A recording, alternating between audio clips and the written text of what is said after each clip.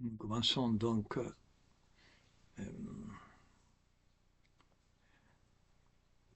Je suis en train de parler depuis déjà longtemps de l'agonie, agonie qui, pardon, de l'euthanasie. L'euthanasie et l'agonie aussi, parce que je vous disais, l'agonie qui veut dire le dernier combat, que ces hommes et femmes veulent nous enlever, euh, le combat du bon larron. Le bon larron est devenu bon à son agonie. Avant, il n'était pas bon. À côté de Christ, je répète un peu parce qu'il y a peut-être des personnes qui connaissent ça. Il y a quelques-uns, je veux dire, qui connaissent ça. Mais que Christ est mort de la manière la plus indigne de l'époque, sur la croix. C'est un supplice perçant, on dit, que les Romains ont intégré. On est tellement habitué à voir Christ en croix. Je voudrais dire quelque chose d'intéressant qui m'a dit un prêtre il y a très peu de temps. Euh, Chaque fois que tu regardes une croix, regarde, là tu as une croix. Là. Chaque fois que tu regardes une croix, un Christ,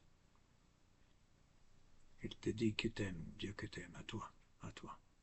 Dieu t'aime à toi. Chaque croix dit que Dieu t'aime. Mais vous savez que pendant des siècles, la croix n'a pas n'était pas le signe chrétien parce que c'était tellement une faute, un scandale tellement grand hein, que les chrétiens le représentaient autrement, poisson, l'encre, la langouste, etc. Beaucoup de choses, de signes chrétiens. L'ictus, là, les fameux poissons. Euh, alors, donc, la croix. Alors là, je me suis perdu. Euh, ah oui, l'agonie, j'ai parlé de l'agonie, voilà, des bons larrons. Euh, ce moment le plus liturgique de notre vie, les moments pour lesquels nous sommes vécus, les moments qu'on attend avec terreur, quelques-uns.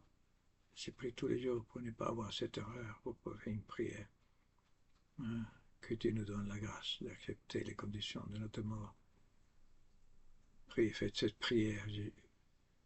Je vous ai déjà dit, Jésus, Marie, Joseph, je te donne mon cœur, mon esprit, ma vie. Jésus, Marie, Joseph, assistez-moi dans ma dernière agonie. Jésus, Marie, Joseph, faites que je meure en votre sainte compagnie. Comme tant de saints qui Jésus apparaît, qui sentent ou qui voient la Vierge Marie. Et vous disiez, je vais vous lire là, parce que Thérèse de Lisieux a souffert. Son agonie a été très dure. Pendant des mois, elle a été dans l'obscurité totale, totale, dans les ténèbres. Je disais tout à l'heure que oui, la solitude, hein, c'est la mort. La solitude dans laquelle vivent tant de personnes aujourd'hui, 50%, je vous les donne encore. Dans certains quartiers du 16e arrondissement, les personnes vivent seules, séparées. J'ai parlé à ce moment-là du corps, de la mort physique, une séparation des corps, mais là aussi, il y a une séparation des corps. Ton corps, tu arrives à la maison et tu n'as personne.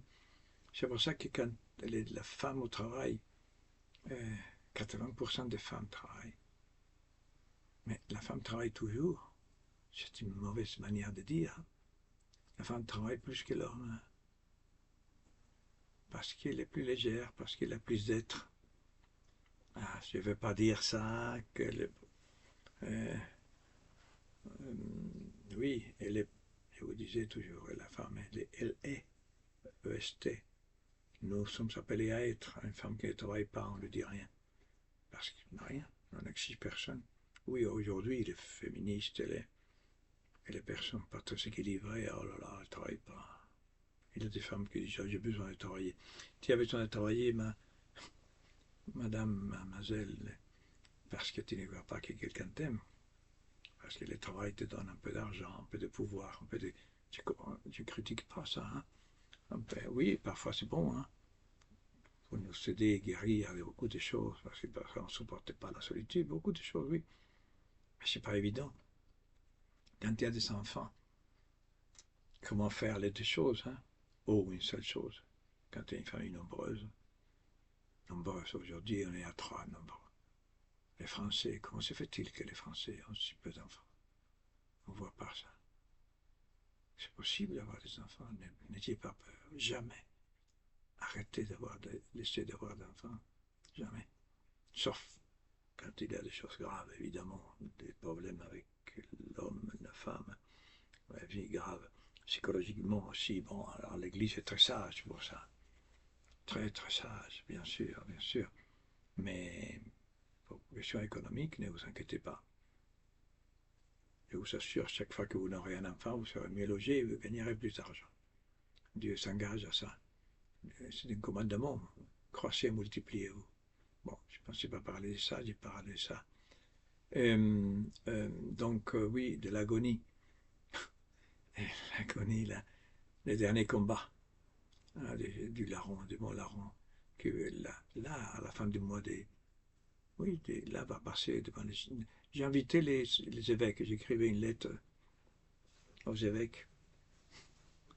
J'ai leur dit, mes pères, venez, on se met à un cercle, on amène de la cendre, des sacs, la tête baisse, avec des gémissements et des larmes, comme on disait, je vous avais cité l'autre fois, Saint Ambroise, dans l'année 390, quand il dit à l'empereur Théodose, le dernier empereur d'Orient et d'Occident, il l'excommunie parce qu'il avait tué des chrétiens. Il dit, tu ne passes pas ici. Ah, tiens, je peux vous lire le texte. Hein. Tu ne rentres pas. Je vais vous lire ça. Je ne sais pas si vous avez lu ça. Et là, il parle. Regardez. Hein, regardez. Impressionnant, peut-être. Était avec de Milan. Saint Ambroise, qui est à l'origine de la conversion de Saint Augustin. Augustin était arien, vous savez. Et l'arianisme, c'est une hérésie.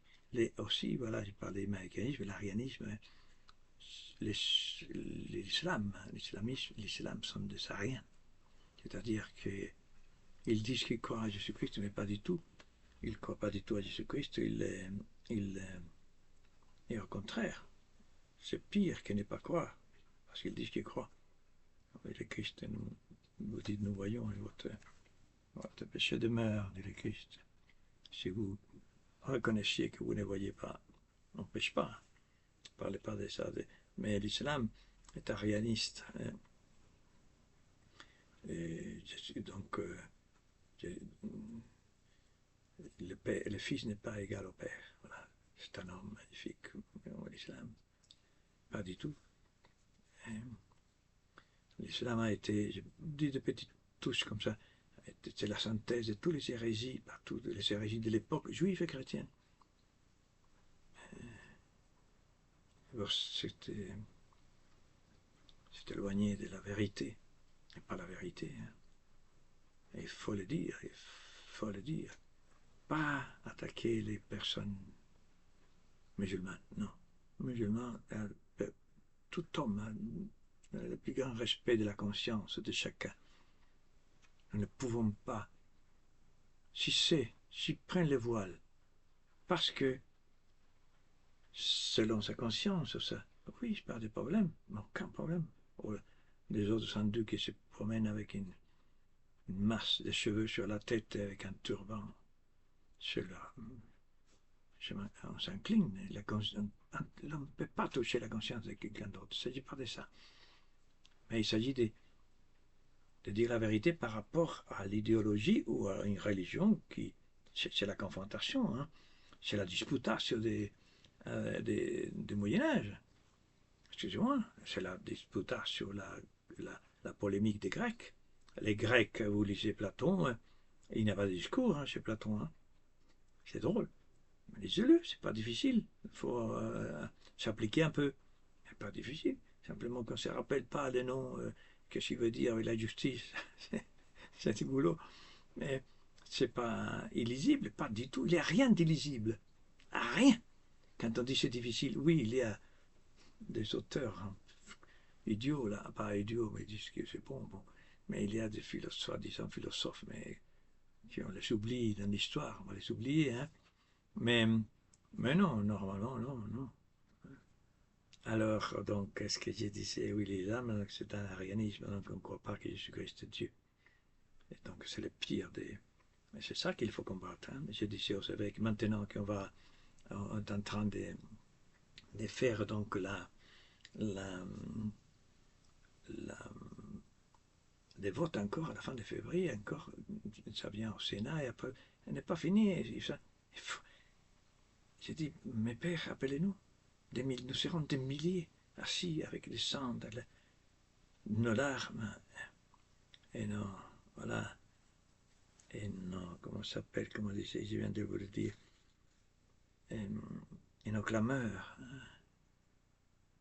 à par terre, la tête basse, parce que nous ne connaissons pas, parce que nous n'avons pas le langage de la... C'est ça nos armes, devant ces hommes possédés par les démons, parce que c'est vrai, nous opposons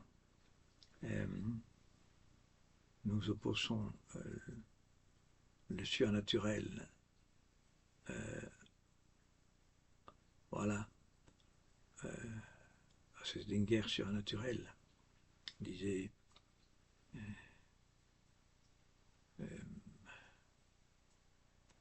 Saint Virgile, voilà.